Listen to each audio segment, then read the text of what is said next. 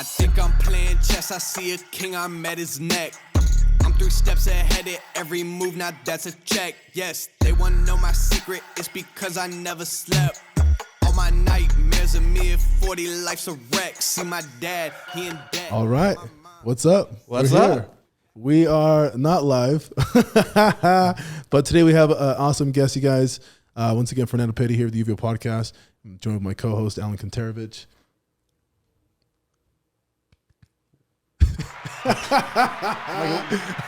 Got so quiet. He gets right on his damn phone every time. Studio audience is a little slow. Yeah, we're gonna get a camera on this guy so we can see what he does behind the camera. Anyways, today we have a special guest in the studio, Steve Conlin with 5 Wives Vodka.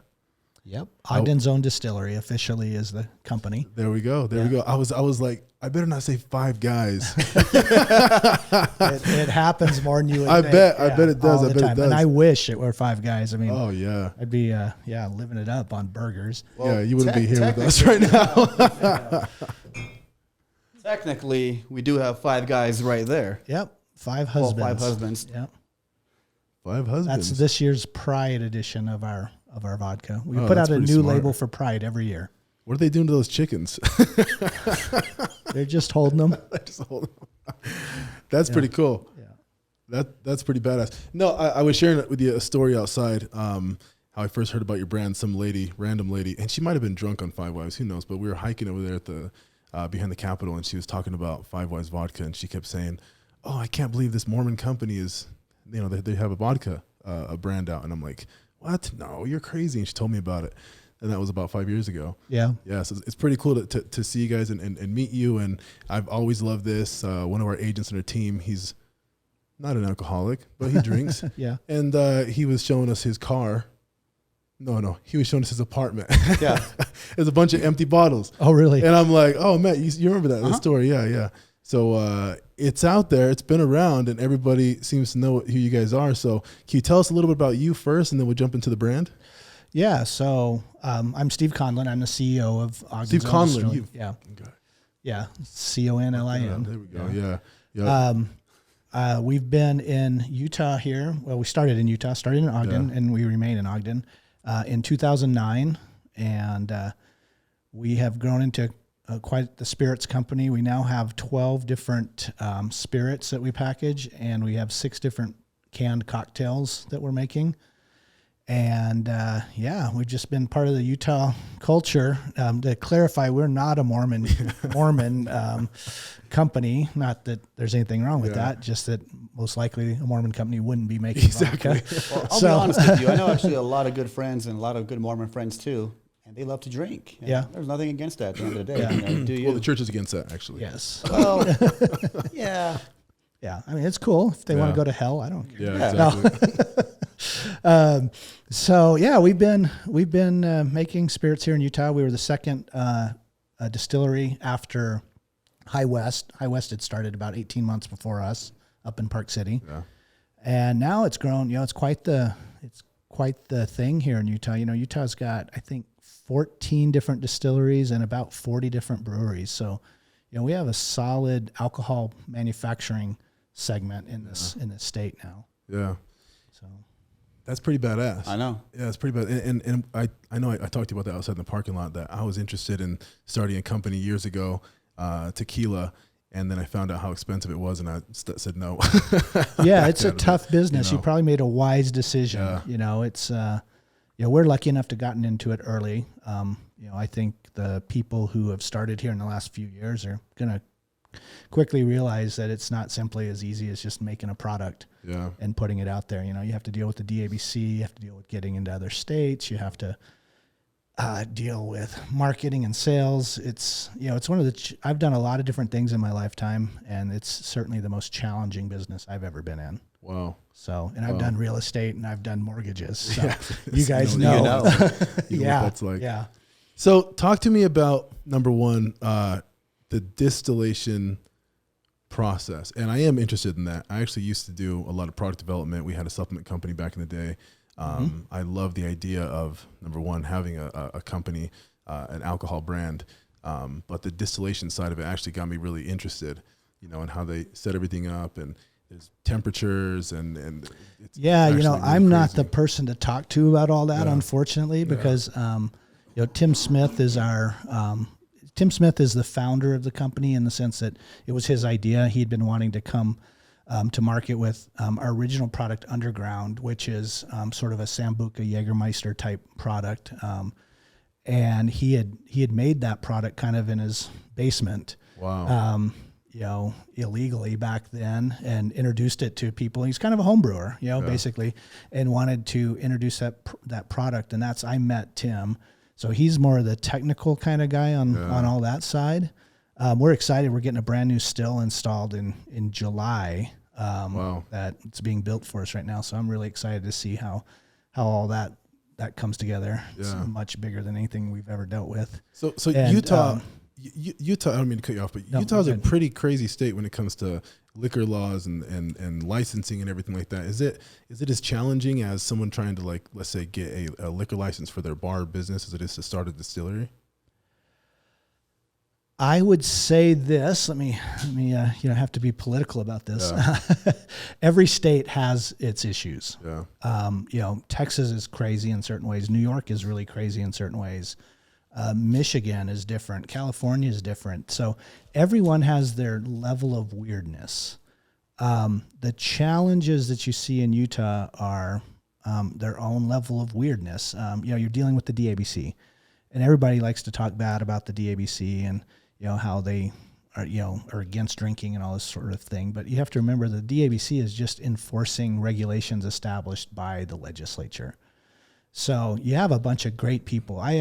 We have a great relationship with the DABC after 12 years. And I actually had the new director up to our office about 2 weeks ago, and she, had an hour and a half sit down with us just to hear what our concerns are and stuff. And so I really think the DABC is trying to be proactive about making Utah a workable state for us. The challenge comes in that there are lots of distilleries trying to get lots of products out, and the state only has so many stores and so many shelves. And so they find ways to try to control that, because you can't just put every product on the shelf, And so getting a fair and equitable system for that, and one that doesn't harm, local people trying to get products to the shelf, that's the big challenge here in the state. As far as getting a license, it's just like real estate or anything else. It's jumping through all the hoops, and if you check all the boxes, you get there. On the distillery side, on the bar side, you're right. They're just, the legislature's only authorized so many liquor licenses, and because of that, people will build a bar and then go to get a license, and there aren't any available, and they can sit there for a year waiting for licenses to be available. Wow. And that's strictly based on population. I've heard of that happening. Yeah. Oh yeah. The line's usually, for the last couple of years, it's been 8 to 10 people deep at any given time. So for instance, we just built a new facility up in Ogden a year ago, moved in last May, and we have a bar that we're building out in it right now. And I've got to get in line for a liquor license, and I have no idea how long that will be. It could be, 2 months to 12 months. Wow. Before we actually have that. So it requires people to take a pretty big risk without knowing when they'll get a license. Yeah. And, I always get people who ask me, they'll say, well, why'd you decide to do this in Utah? And it's like, well, I live here, right?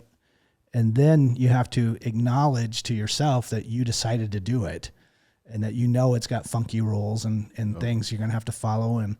And it's between Utah and Idaho, they're the lowest 2 per capita drinking states in the country. And so, you have this uphill battle against a culture generally around you that's not consuming alcohol. And you have a legislature that really is against alcohol. So they love the money it brings in, don't get me wrong, because the revenue from the DABC goes to fund school lunches and the education and that sort of stuff. So they want to see the alcohol and spirits sale. They just don't want to be associated with promoting it to do so. So pretty much they want to make the money out of it, but they don't want any of the backlash. Like, hey, they don't want to be seen as being promoters of the product. And also, and this is a very fair philosophy for them to have. They don't want any underage drinking, right? They just want to make sure that that's the line that's drawn in the sand, which we're fine with that. Yeah. You know? So, yeah, you know, I got a really fucked up story about that. I feel so bad about this. I wanted to be a cop when I was younger, and my mom's cousins are cops, and it's like pretty big on that side of the family. And I went to my mom's cousin, who was really close at the time, and he's like, "Hey man, you ever thought about doing sting operations with us? Because you're 16 years old, you look like you're 25." I had a beard and everything, right? Yeah. And I was like, "Yeah, what the hell is that?" And he's like, "It's good for your resume. You know, we get to go to the academy and everything." I said, "Okay, cool." Sure. So I went with him on a couple ride-alongs, and he had me go into the stores and try to buy alcohol with my ID. I didn't think it was going to work. I'm like, no one's stupid enough to give me alcohol, because if I knew it would work, I would be doing it all the time. right? And so I go, and we go to this market, and this lady does it, and she gave it. And I'm like, no, she's actually going to ring me up and not ID me. And she did it. And I walked out, and I'm looking at my uncle, or I call him my uncle, we're really close. And he's like, well, you got one. And I'm like, what are you going to do? He's like, when you go write her a ticket. And I'm like, write her a ticket? Like, is she going to lose her job? He's like, probably. I'm like, oh my God. I still feel bad this day. I felt like a little rat, you know? You know, part of the, so what happens at the legislature is that if they want to change any liquor laws to make them, we'll call it looser, more normal, right? Usually there's something that comes along with that there's a price to pay. So for instance, when they got rid of all the private club licenses in Utah, you know, for the Olympics and such, they had to then fund a part of the DPS, the Department of Public Safety, Highway Patrol, right? They funded them, like, I think something like 18 officers to go out and conduct stings and that sort of stuff. Yeah. So there's quite a number of officers running around all the time. Yeah. You know, as an adult now, I'm like, okay, I know why they did that. And then, you know, the wife and I, I made a pledge last week to stop drinking, because I've been on this weight loss journey. And for me, my body reacts like terribly to alcohol. When I drink it, I get so fat. It's so crazy, right? And so I didn't do that when I was younger. So I've slowed down a lot, and I made this pledge. And so I wish I could have some right now. And I'm like, damn it, man. I'm looking at it like, I want to take a shot, right? But I'm not going to. Yeah, I mean, you know, alcohol should be drank in moderation. Yeah, exactly. You know, just like sugar or anything else. You know, and so the wife and I, you know, we go to the store and we pass the liquor aisle, the beer aisle. And I'm walking by the aisle, and there's the glass, and I'm like, wait, that looks like a wine bottle. And there's a wine bottle in there. And I'm like, oh, they're selling wine now at the wall. It was a Walmart. And it wasn't wine, but it was alcohol. It was beer. It even say it was like a tonic. Huh. It was like alcohol. And I'm like, where do they draw the line at? Yeah, you know, that's the weird. Because it looks like a bottle of wine, and I've never seen it before. And this was 2 nights ago. Wow. And I'm like, where the hell do they draw the line at? Like, are they going to eventually start getting wine in the grocery store now, or, you know, other types of alcoholic beverages that are served in these big bottles? Well, I'm actually curious to know, why is wine not allowed in, like, you know, stores like that, but beer is. I was find that kind of interesting. Yeah, me too. No, I mean, it's a weird thing. So, like, if you take wine. Yeah. And you take beer. Yeah. And you take spirits. What gets you drunk? Yeah. What gets you inebriated in those products? It's ethanol. That's the alcohol, right? It's the alcohol. Ethanol is ethanol in each product. But somewhere along the line, I think at the federal level, they made a distinction between beer and wine and spirits. Yeah. And so there's a whole different set of rules for beer and for spirits and for wine. They have their own category. And so if you take something like our new canned cocktails, you know, they're made with spirits, so they don't fall into the beer thing. So if you have, like, if we made a canned cocktail that was, you know, 4% alcohol, the same as what is in a beer. White Claw or something, we still couldn't sell it in the liquor store, because White Claw is made from malt, which is what it's a beer. It's basically a beer product, right? So like wine coolers are made from malt. They're not made from wine. And so they're able to categorize themselves into those categories that allow them to be sold at different places. So that was one that when I was younger, and I think that's what it was. It was what was that called? You just said it. It was the Malt? but Boone's Oh, yeah. Farm. Remember that Yeah. one? They Yeah. used to sell at the grocery stores. In Utah. Yeah, they used Wow. to sell at the grocery stores, and that's what I bought at the store, and that lady actually let me get through the Oh, how aisle. funny. Yeah, it was Boone's Farm. And they don't sell it anymore inside the grocery stores. And going back to every state's different. I think in Idaho, and don't hold me to these numbers, but Yeah. I'll use the example, like anything over 10% in Michigan has to be in the liquor stores. Anything 10% or under has to be go through a beer distributor type thing. Mm-hmm. In Idaho, I think that percentage is something like 17 or 14%. So like if you go up to Idaho, you can buy a product like rum chata, which is only sold in the liquor stores here. You can buy it at the convenience stores there. Yeah. Our canned cocktails, we're hoping soon will be available in Idaho in the Mavericks, whereas Ooh, here nice. they will strictly be in the liquor store. Yeah. So when you go into different states, you have to learn every one of their weird, procedures and rules, and it's challenging. Yeah. So It's gotta be- it's just part of the game. That has to be extremely challenging. And again, as a business owner, as an entrepreneur, as somebody who's trying to grow their business, starting here in Utah as a distillery, you guys are not just like we talked about private label. You guys are not you didn't white label a product. No. You guys are making everything from scratch. And so to go into other states, when you talk about expansion, must be hard to forecast what your projected sales would be if you don't even know what you're available to sell to. Yeah, right now, just with the saturation of the market, there's over 2,000 distilleries in the country, and everybody wants distribution.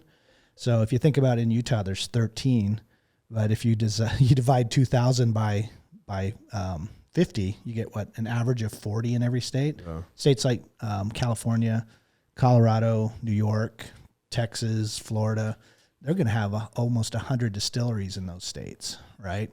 And so everybody's fighting, scrapping for a place in the marketplace. Yeah. And, how you cut through that clutter. I use the example all the time of cereal. Like when you walk down the cereal aisle at the grocery store and you look at all those brands. It's mind-boggling. Imagine if you had to try to insert a new cereal into that, and how are you going to get into people's heads? Yeah. It's really a challenging marketing game. Yeah. And that's why, obviously through our products, we've found a way to kind of pay homage to the local culture and the historical part of Utah. Yeah. And, you probably don't know this, but Madam Paterini Gin, which is the black bottle there, right here. Yeah. So, that's Brigham Young's 34th child, and it's his son, Brigham Morris Young, who was a cross-dressing opera singer. This is the son? This is the his son. So, snap. so that's a cross-dressing, guy from Yeah. the 1800s on our bottle that, most people honestly Never didn't heard know of that. about that Never heard of story that. until we brought it to life. Never heard of that. And I was LDS Yeah. until I was like 18. Oh yeah. You know what I mean? Yeah. They don't put that in Sunday school. They probably should. But when it Yeah. comes down to marketing, though, it's genius because you want to definitely stand out. You want Yeah, we people to want- be like, who? Like, even me, too. The first time I seen 5 wives, I'm like, what the hell is that? Yeah. It got me thinking. I'm like, does he have 5? I'm curious to know. Like, automatically your mind is, wondering.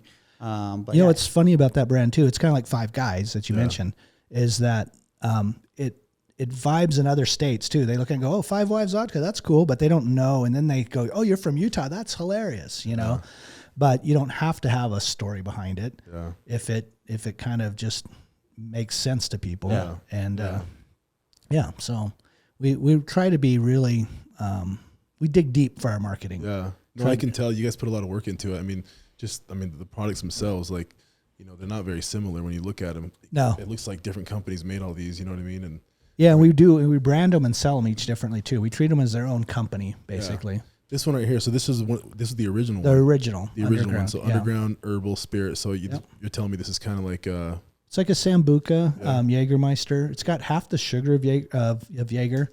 So, but it's got that black licorice anise flavor.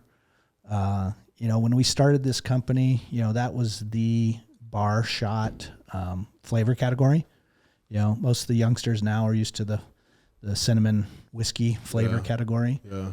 But back then, Jägermeister was every bit as big as, the cinnamon whiskeys are now. Oh, it's huge. I remember back in high school and college days, everybody was all about Jaeger bombs. Oh yeah.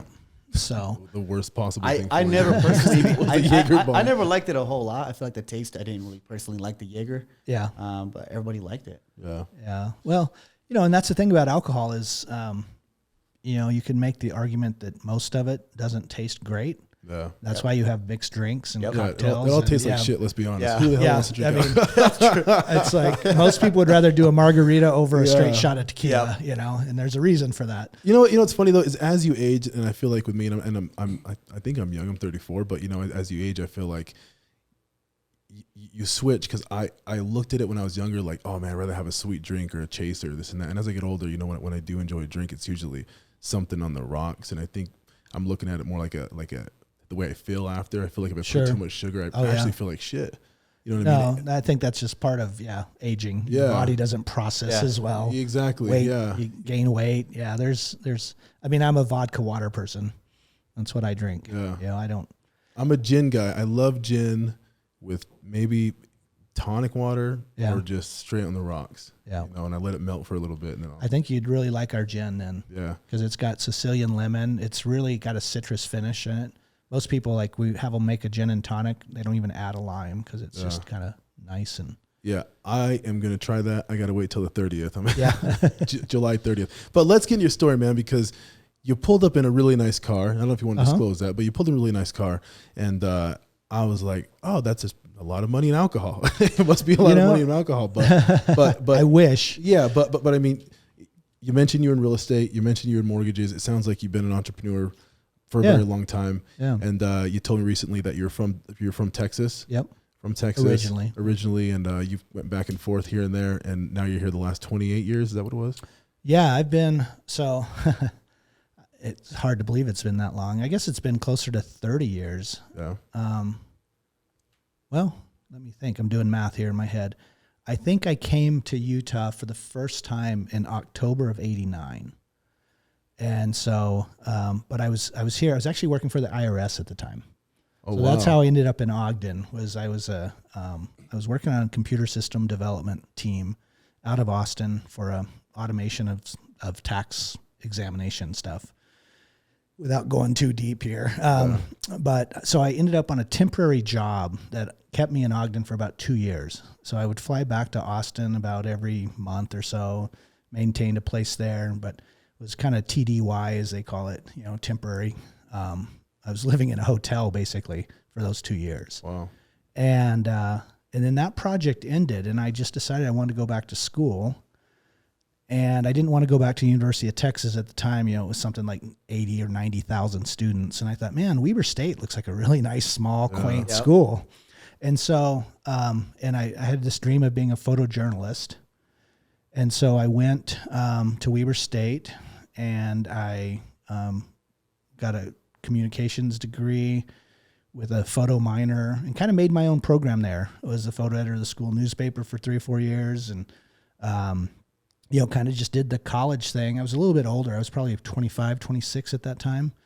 And so I was, I took out my retirement from the IRS years, and I lived on that, just living like really, really on no money, and I got internships where I was making like $1,000 a month for a year. And, I really just lived the really just poor college life. Broke college. I was lucky enough to live in a house where it was a guy I had met at the IRS, and he rented it to me for $500, and I had a roommate, and it had a basement apartment in it that we rented out for another $300. So, I was living cheap, but I didn't have a lot of expenses, and so I was able just to eke by for a few years, and then I got into the newspaper business right before the internet came along and started killing newspapers. Yeah. And so, but it was during the time when like the Jazz were making a playoff run this year and going to the championships. 90s, and so I got to, cover the Jazz all the way to the NBA finals and be in Chicago for games and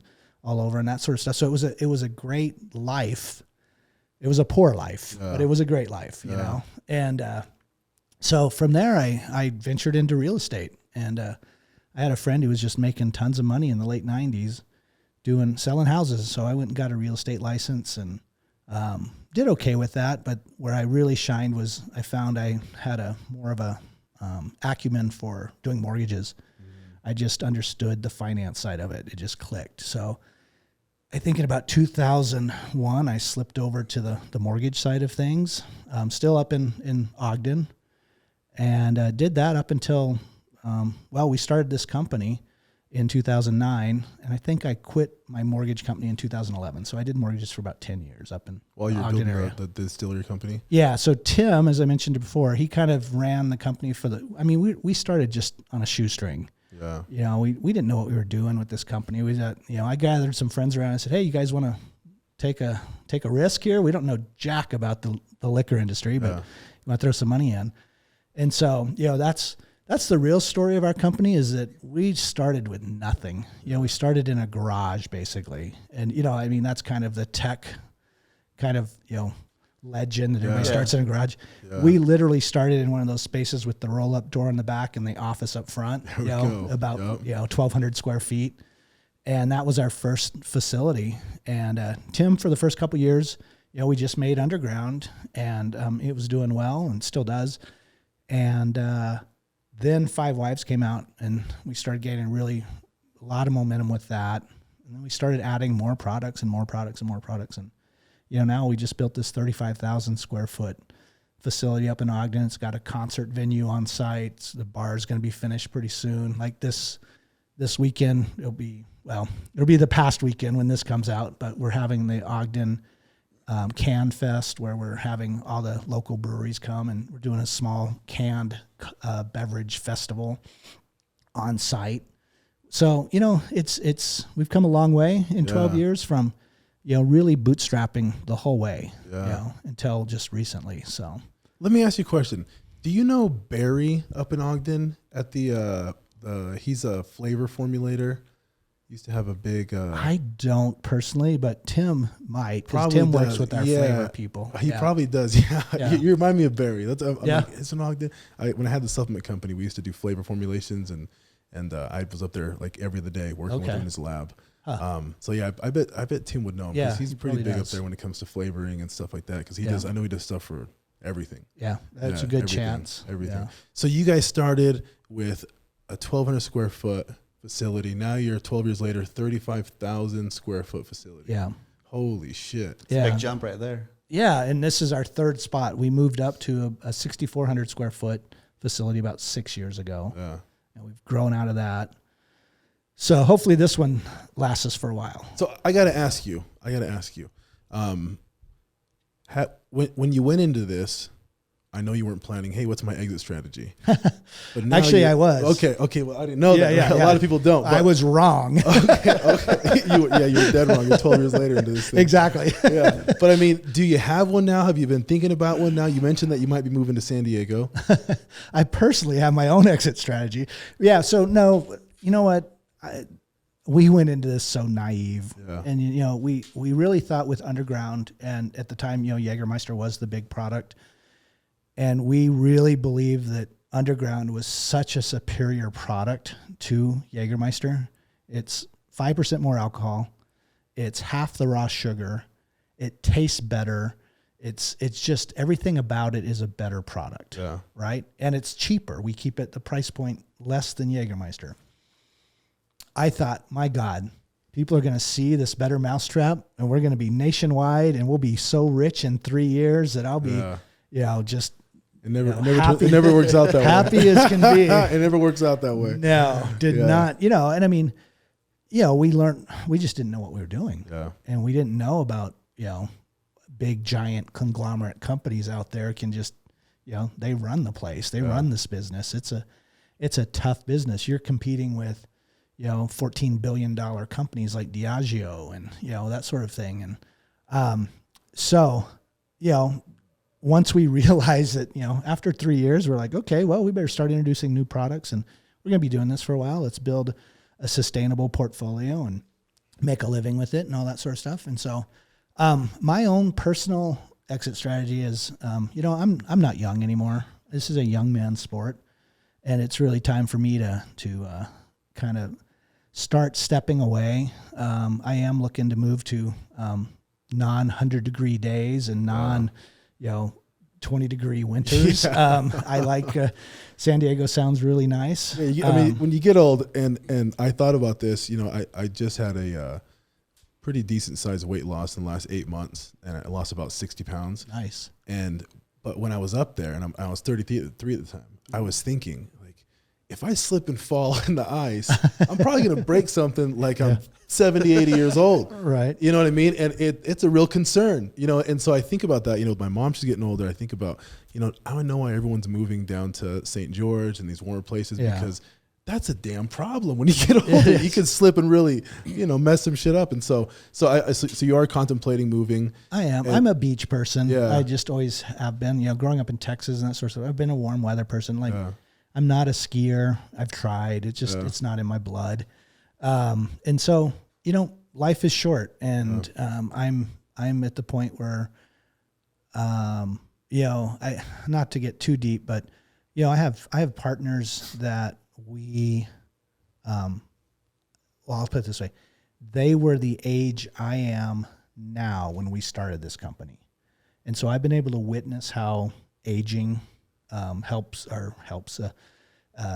hits people as time goes on, and you don't know how many days you got left. You know, you could have 10 years, you could have 20 years, or you could have 5. You know, 5 days. Or exactly. Yeah. And so I've done well investing over the last little bit to afford me to head towards retirement.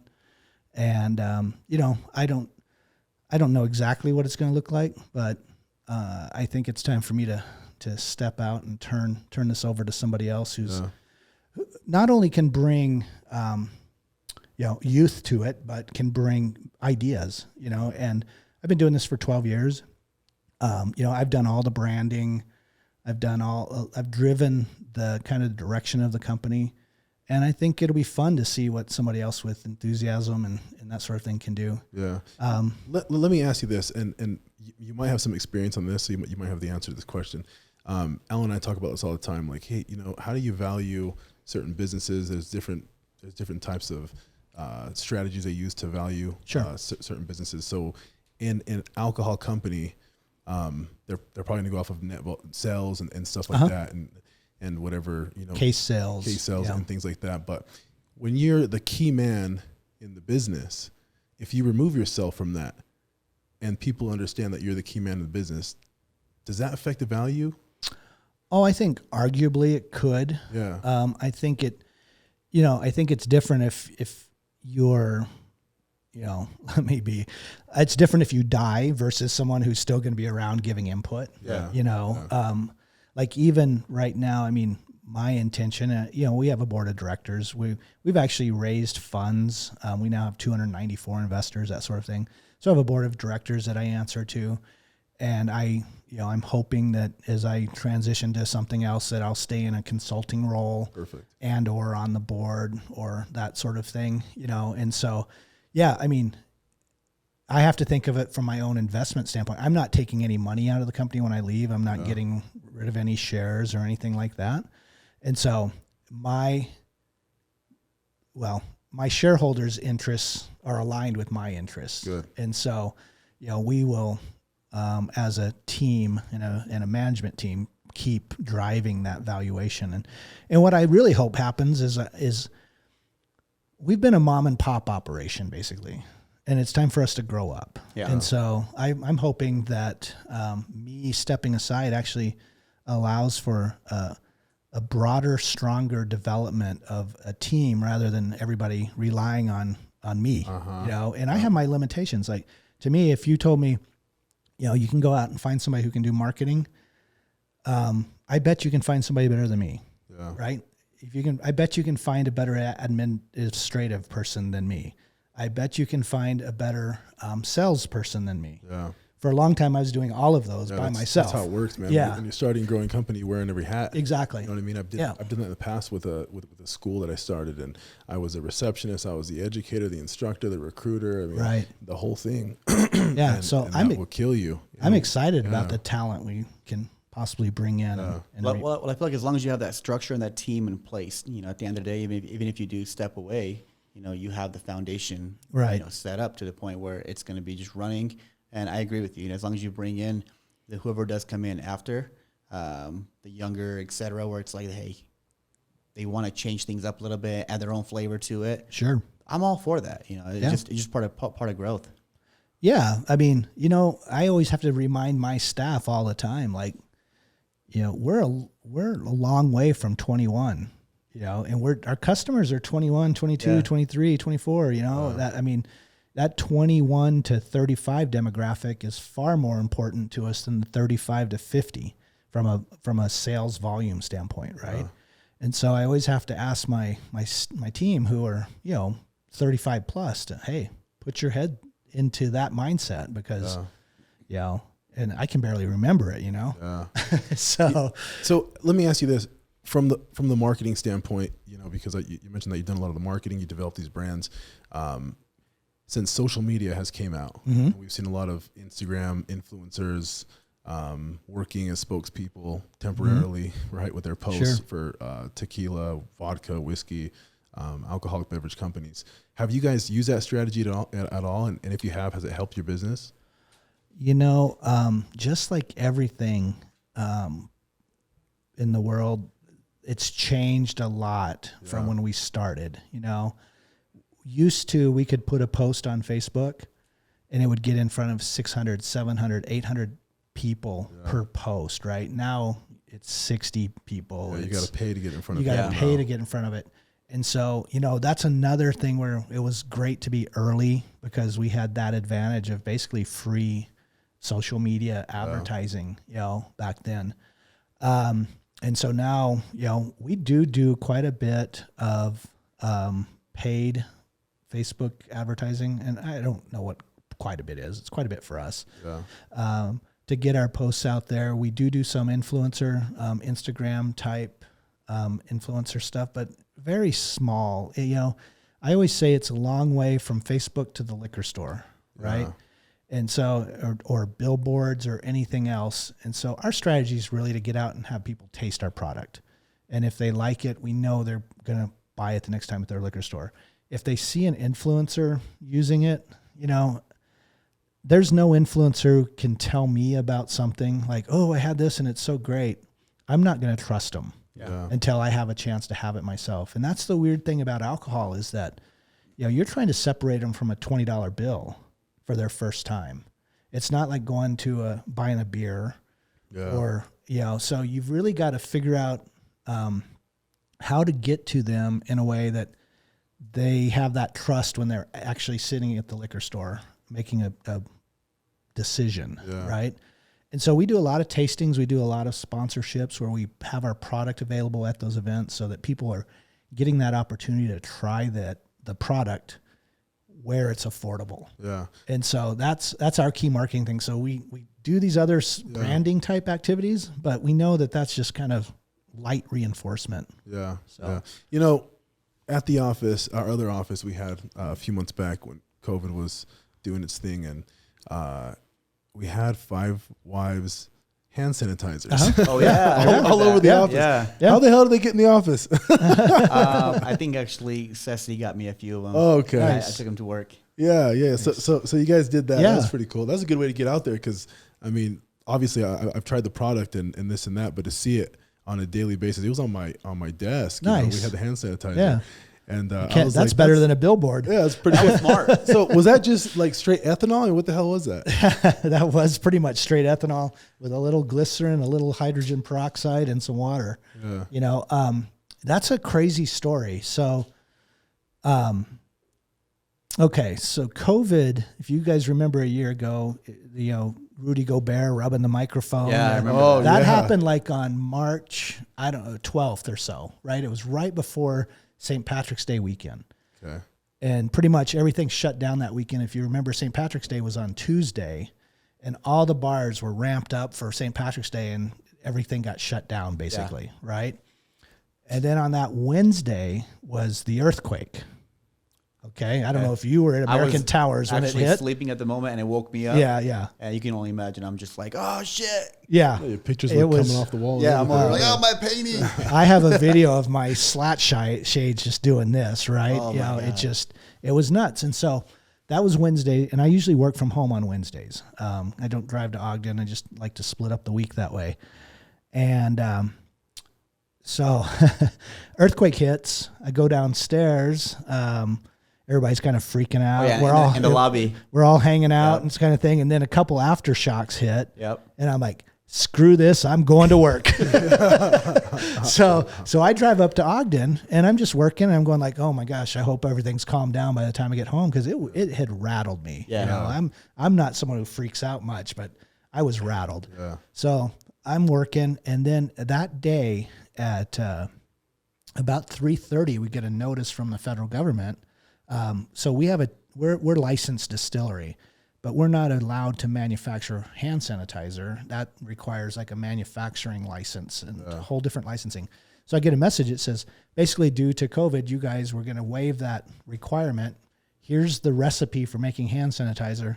You're free to go for it. Wow. That is pretty cool. Yeah. And so I went downstairs to Tim, who was on the production floor, and I said, hey, man, we just got authorization to make hand sanitizer. And he's like, oh, do we really want to do that? And I'm like, I don't know. Let's think about it overnight, And so I go in the next morning with a plan. We happened to have a print shop right across our parking lot. This was in our old building. And I went over to him. I said, hey, how fast can you make labels? We called our bottle guy, and I said, how fast can you get us spray tops? He was like, I can have them up there today. And so on Friday, we were selling hand sanitizer. We roll it out that fast. And by Saturday, we had a line of 100, 200 people at our building. And, for the next, it was March, April, May, into June, we were a hand sanitizer business, basically. We were still doing, what the DABC would order from us each month, but hand sanitizer was our priority. We hired 9 people just doing hand sanitizer. Yeah, it was crazy. Well, I feel like at that time, it was just, hand sanitizer, the Lysol, Clorox wipes, whatever. Everything was gone. Toilet paper, etc. Everyone was pushing hand sanitizer. Everything, everywhere you go. I feel like that just is skyrocketed. Yeah, we literally had people coming in with can you fill up our 5-gallon bucket? And we're like, sure, here you go, So, it was crazy. It was so crazy. And we worked our asses off. It was the most insane 2 months of my life ever. And I've had some insane months. Those are two. I literally had 2,000 businesses on a waiting list to get them gallons of it. And, we could only make it so fast. And, what happened then was there started being shortages in the supply chain. You couldn't get glycerin. You couldn't get hydrogen peroxide. And then suddenly you couldn't get spray tops, or you couldn't get plastic bottles, or you couldn't get pumps for the 1-gallon bottles. It just was a supply chain nightmare. And so we just kept at it. Yeah. Right now, if anybody out there needs 7,000 1-gallon jugs, I've got them. Wow. So if there's anybody in that, they're just white 1 gallons. But so did you guys put a dent in the hand sanitizer market where you carved out your own audience of people who are purchasing from you guys? Yeah. We've got a couple customers that are still buying it from us. They're in the hotel business. And so they're putting it in every room every night. I think our mandate for being allowed to make it ends in June this month. Oh, wow. So, it's not going to be a sustainable thing for us anymore, but we've been still doing it and still making it. And, it was a wild ride. That's pretty crazy. In the end, I think we made over 30,000 gallons of hand sanitizer. Holy shit. So, yeah, see, I thought it was just like a gimmick. No, that's what I thought. I didn't think it was like a serious thing. Yeah. I was like, oh, that's cool marketing. No, that they're doing, there was a need for it. There was actually a need. I was delivering it to the hospitals. I was delivering it to the state attorney general's office because they were going out and issuing warrants, or serving warrants, and they needed it in their cars because everybody was just scared. Nobody knew how bad this was going to get, and that's when New York was getting really bad. Yeah. And so it was there was a time in the NIC unit, the NICU, the newborn infant care at IHC. Yeah. Somebody had stolen all their hand sanitizer. And so I took 5 cases down there and just gave it to them, here, have this. And, I didn't know at the time how important it was But this is the simple thing is like used to before hand sanitizer was, readily available in hospitals. What they would do is with newborns is the rule was you had to wash your hands before you touched a newborn, right? But people would get lax and not wash their hands. Yeah. And so the infection rate would be really high. And so now what the rule is you hand sanitize no matter what, and you wash your hands if you think you've touched something else, right? And so they've cut the infection rates down to like 0.01% or something. I mean, it's insane how much it's made a difference. And so, it really has saved lives of newborns over the years.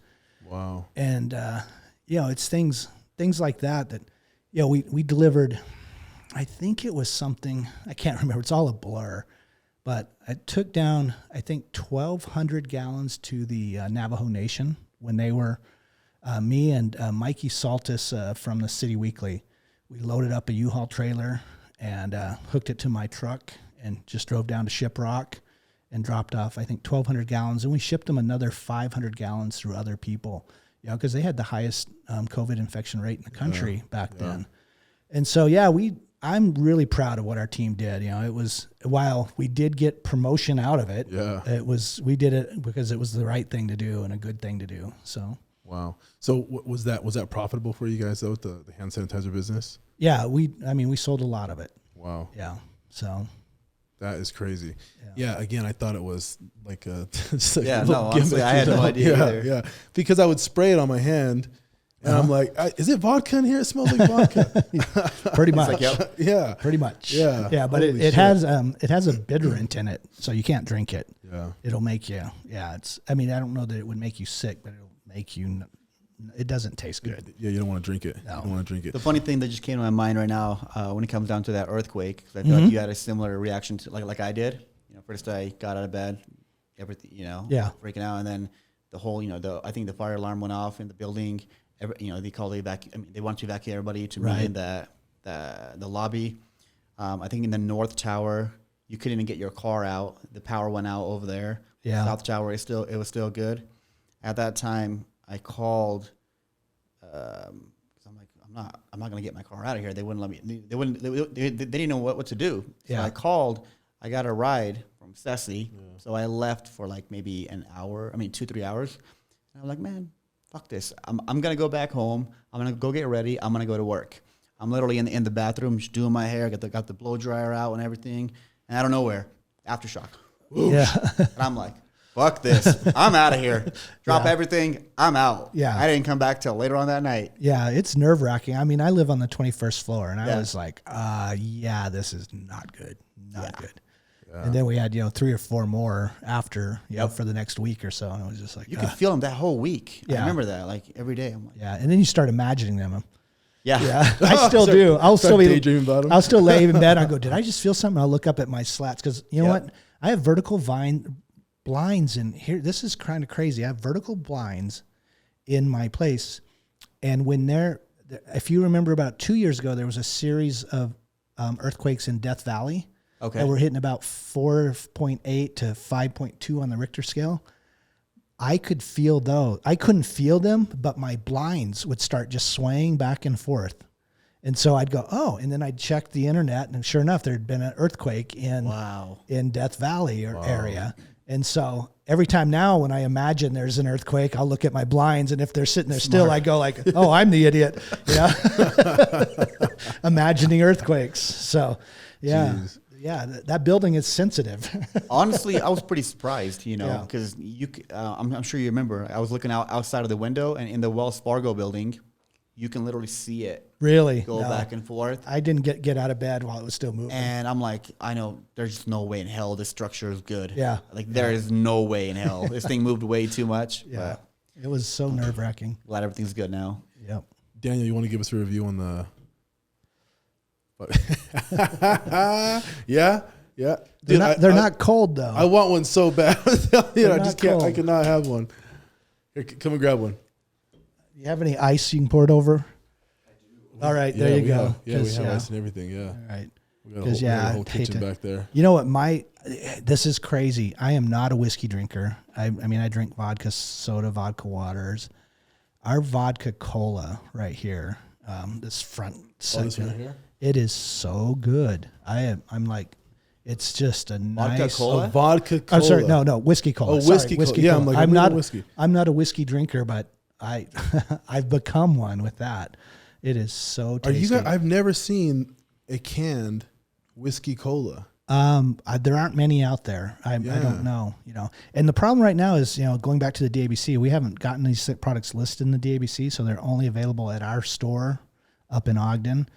But hopefully by August, September, they'll be in the DABC stores. So explain to me how that works. So the DABC, did they limit you the amount that you can sell?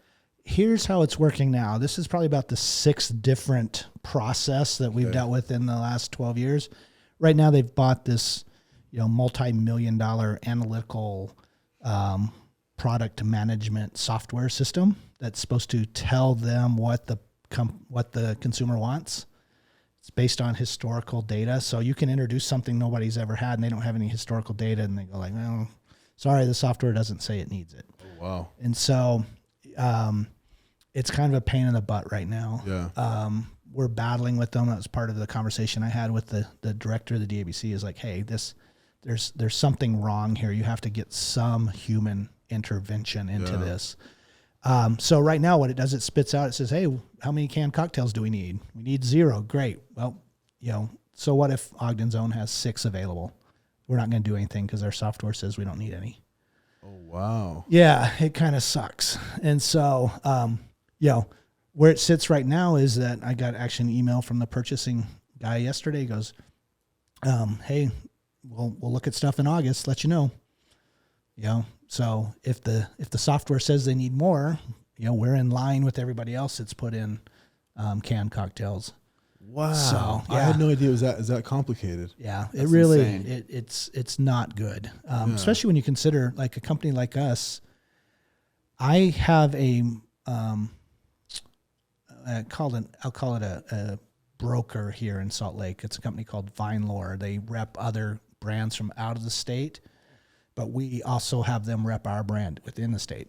So they have like 6 or 7 salespeople. So between my team and VineLore, I have about 10 people on any given day out in the marketplace. There's no other company out there that's out selling product. So like if we were to introduce this whiskey cola, like we're going to be out creating a market, right? Yeah. We're going to be telling people it's out there. We're going to be making sure it sells. Whereas a national brand would probably, have 1 or 2 people that work for their broker who are representing all these other brands. And so that's kind of my argument with the ABC right now. Is like, hey, let us get our products in. And if we can't make them sell, then you're right. They shouldn't be in the market. But if we put them out there, you can see on all of our other brands, we've made them sell. When 5 Husbands came out for Pride, there wasn't any piece of software out there that said they needed another $20 vodka. Yeah. But we've created, a marketplace for it. That's so weird that this software would limit your ability to create a new category. Just it's annoying. It's really annoying. Pretty stupid. I mean, how are you supposed to, well, maybe not in this business that they want you to do this, but motivate entrepreneurs to innovate, and create new products. And again, maybe not in this business they're looking at, but I mean, that's I'm sympathetic to their situation. Let's take, I won't say any names, but let's take somebody who's in the same place we were 12 years ago, right? They've got their little 1,200 square foot place with a roll up door, and it's a mom and pop operation, and they need to get their stuff to the shelf, right? But they don't have any marketing dollars really to put behind it, or they don't have the knowledge of the industry, or, admittedly, where we were 12 years ago. Yeah, it's a startup. Yeah. The DABC has to balance their need for product real estate, basically. They only have so many stores with so many shelf spaces. Yeah. And balance what's going to sell and what's not going to sell. Yep. Right? I just think you've got to go beyond letting a piece of software do all that for you. Yeah, there has to be some reasonable human thought behind it. Yeah. If you have a company that can go out and create and has demonstrated the ability to create cells, then you give them a little bit of a leeway as to somebody who comes out. And I think it's just a matter of process, right? Like I'll use the example of Michigan. If I get product in Michigan and I do not sell 10 cases in a year, they say, bye-bye. Yeah. Yeah. That's it. Yeah. Product sucks. Yeah, that's it. And so there's no argument. There's no nothing. That's statistics. Yeah. You know, like you either make it sell or you don't. You know. Yeah. So I think, you know, I think they're trying. I think it's frustrating when you're dealing with bureaucracy. Yeah. So speaking of bureaucracy, what about that Zion curtain? That what? What the hell is that about? You know, that's so strange. That just comes down to that whole thing about protecting kids. Yeah. You know, and there's this, you know, you can have a belief system, right? That doesn't mean your beliefs are correct. Yeah. Right. And the belief from a legislative standpoint is that if kids don't see alcohol, they won't want it. Yeah.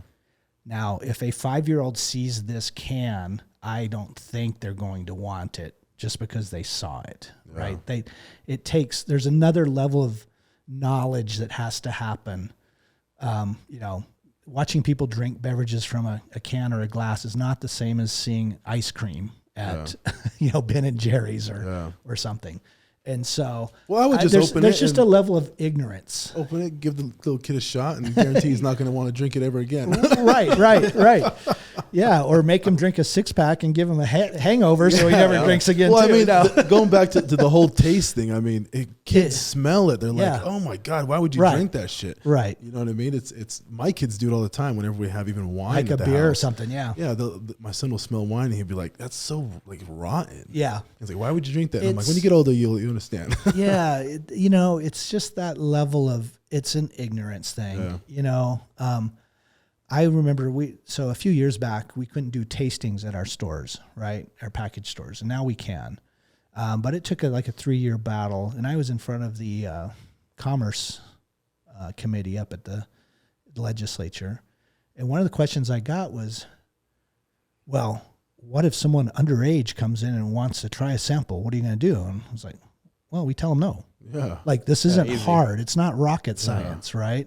It's like, and I get it's these irrational fears, you know. I mean, their big fear at the time was if we offered samples to people that basically our place would turn into a bar, right? That people would be coming in and trying to drink all the time. And they don't get that we don't want to give away booze. We don't want to sell it cheap. We want people to just have a legitimate chance to try it and buy it if they want. And if they don't like it, then, you know, we know they don't want to buy it. And, you know, it's that simple, but they complicate things, you know, and, you know, it's worked out great once they did implement it. And I don't think there's been any problems. And, you know, it just takes time. It's an education process, and you're dealing with people who come from a culture that just doesn't interact with alcohol. Yeah. And so everything that you can imagine from the bad side is what they've been taught.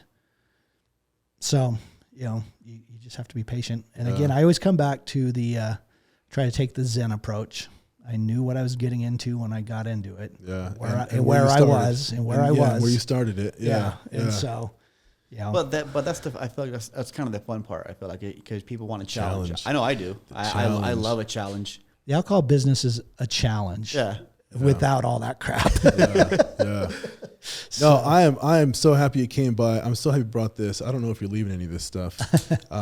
We do a lot of closings here, and we have on our menu for our closings a drink menu. Nice. Yeah, and so clients can come in here, you know, with real estate, you know what it's like when the closing experience should be a fun, exciting, stress-free, congratulatory experience. Yeah. And a lot of these title companies take advantage of that, and they have the agent and they have the buyer or the seller come to their office, and neither the agent or the buyer or the seller got any help or assistance from the title company, and they get the closing photo and they get to take advantage of that closing celebration.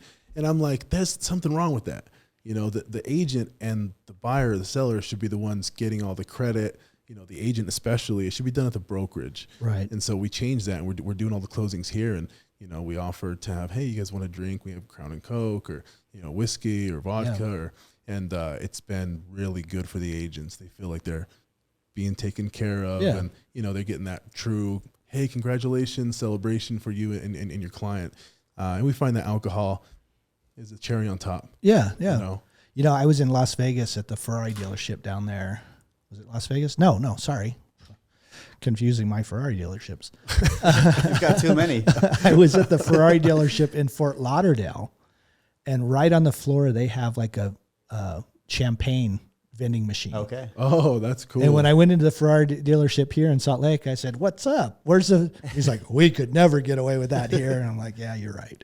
So, man, you're right. It should, those big purchases should be celebrated. Yeah, they yeah, should. yeah, no, they really should. I mean, especially if it's somebody's worked their ass off, to get Yeah. to that point. And I mean, it's a big deal. Hell, in today's market, just finding a house to put an offer in is get a should house be a right now. celebratory moment. Yeah, Yep. just Yeah. to get a house right now. We Yeah. hear the nightmare stories from our agents, and it's pretty crazy. Yeah, it is. Yeah, it's pretty crazy. Well, that's why when you work with a solid agent, you don't have to worry about that. Yeah, you gotta have a good agent. Yeah. Yeah, that's one of the big things. Well, dude, thank you so much for coming by. Hey, thanks for sharing having your me. story. Really, I'm so happy you brought us some stuff. I don't know if you're leaving it, you're taking it, but we're definitely gonna. What's that review like? Talk to us. Why not? No. Tell us what you think. Put it over the ice. So, how would you recommend drinking this? Because it's a what? lower percentage alcohol, just That's right on not- the rocks. Yeah, I mean, that's a vodka soda at 7%. So that's twice, the alcohol. There's basically 2 cocktails in every can. And so, I just drink it right out of the can. I like stuff cold. So, I throw it over ice and get it nice and, get the cans cold in a cooler or whatever, or in the fridge. And Is that good or what? yeah. Look at his face. Super smooth. You heard it first, Yeah. everybody. Ladies and gentlemen, super So, smooth. Five Wise vodka soda. And in our canned cocktails now, we have the whiskey cola, we have the vodka soda, we have a Moscow Mule, we have a huckleberry lemonade, and we have a peach iced tea, and then we have Madame Paterini gin and tonics. So The Moscow Mule is Yeah. my wife and mine, our favorite. Yeah. Out of the little ours copper is cup. ours you is know. 10%. So drink responsibly. Yeah. It's it's good. It's good. What do you It's not like you're, I mean, I'm not joking here. It's Yeah. twice the alcohol of a White Claw. Yeah. So Well, the White Claws don't do shit to me. Yeah, I'll tell you well, that right now. I got to drink. this will. It doesn't do anything. I think I went Yeah. through a whole 12 or 10 pack and didn't do anything. And I'm like, Yeah. this is bullshit. You Yeah, know? the Moscow Mule will. Yeah. I had one the other night. I'd had a couple, seltzers, and I reached in and grabbed the Moscow Mule. And I drank the whole thing. I went, whoa, next level. There we go. No. Yeah, get to the point already. Why we got to drink so many cans just to get a little buzz, What do you think about it, Daniel? Super smooth? You like it? So I've never been a fan of like seltzers, like alcoholic seltzers. Okay. Would this be considered like a No, it's a canned cocktail. canned cocktail? Yeah, I would drink this all day. Yeah. So it's not carbonated? yeah, it's Is it carbonated. carbonated? Yeah. Yeah. Pretty cool. I like it. I'll give one a try, dude. Well, I don't know if this might kill you. You know how Alan Right now, is. I got to make sure. You're probably We're okay working at that. today. Yeah, we'll We're do it working later on. today. Yeah. But dude, thank you so much, Steve, for coming by. Thanks Yeah, for sharing no, the thank story. you. Really appreciate it. I really love talking more, not only about entrepreneurship, but even the politics behind the issues. I'm happy you shared some of that stuff. Yeah. And the DABC, and we knew nothing about that, and how you even started an alcohol company. you know. Yeah. And I always like to reiterate that, the DABC is actually not the problem here. Yeah. People like to speak bad about them, but, it's the legislature, and, it comes back to you got to vote, Yeah. so. Yeah. We talk about it all the time. I told Alan, in the next 7 years, I'd love to run for public office. That'll be awesome. I Yeah. don't know what I'm going to run for, but I have my views, I have my opinions, I have my ideas, and I'm not seeing anything change. And my thing is education. It's a whole other story, but I feel like there needs to be some changes there. Especially with schools, public schools. Yeah. But dude, thank you for coming on. Hey, thanks for having me. I'll have it up. We'll give you a shout out. You're on Instagram. I am. Yeah. Instagram. Tell us about the Five Wives Instagram. Let's give them a shout out. So Yeah, I think, boy, we have different branding for every product. So, Porter's whiskeys, Five Wives vodka, I think Madame Paterini, and then Underground Herbal Spirit. They're all just one word, and we all have we have Facebook page for each. Or you can go to ogdenzone.com, and I think that'll lead you to each one. OgdenZone.com. Yeah. By the way, I love the name because ours is Utah's very own. Yeah. And I love it. Ogden Zone. Yeah. Ogden Zone. Yeah. Perfect. Well, Daniel, we'll put that up there in the description of the video. I'll send you the link and some clips. You can put it up on your Instagram. And dude, good luck in San Diego if you make it out there. Alan, let's make some money so we can purchase a company, get him out of the distillery business. I was thinking that the whole time. Yeah. Nice. Yeah. I was thinking that the whole time. But dude, thanks again for coming on, and awesome guys. We'll see you next week.